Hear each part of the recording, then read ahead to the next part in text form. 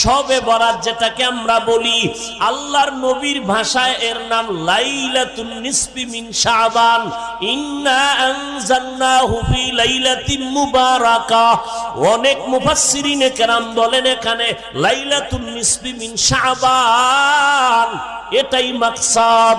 এই বরকতের রাতে ইবাদত করো, কুমু লাইলাহা আসুমু ইয়াউমাহা, পারলে রোজা রাখো, ইবাদতে কাটাও, কারণ রমজানে যেন তোমার দুর্বলতা না আসে। রমজান আসলে যেন বলো না আমার মাজায় ব্যথা, আমি 8 রাকাতের বেশি পারুম না।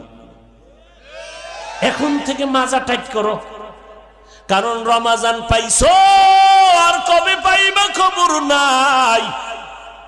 যদি কেউ বুদ্ধি দিয়ে কয় ভাইজানেরা 8 রাকাত তারাবি পড়েন আর পড়বেন না, আমি আপনাকে আল্লাহর মোহব্বত নিয়ে বলবো ঠিক আছে আপনি 8 রাকাত তারাবি পড়েন, কোনো বাধা নাই, কিন্তু আপনি পুরা 20 রাকাতে শরীক হবেন। 8 রাকাত তারাবি আপনি পড়লেন, বাকি 12 রাকাত নফলের নিয়তে পড়ে ফেলবেন। 20 রাকাত হয়ে গেল, কারণ আপনি ওই ইমামের পেছনে, হাফেজ সাহেবের পেছনে নামাজ পড়িয়া যেই মজা পাবেন, কোরআন তেলাওয়াত শুনে যেই মজা পাবেন, একা একা পড়লে 1000 রাকাত পড়লে ওই মজা আসবে না। না আপনার তেলাওয়াত সহি আছে, না আপনার রুকু সিজদা ঠিক আছে। ওলামায়ে কেরাম হাফেজ সাহেবের তেলাওয়াতে কলিজা ঠান্ডা হয়,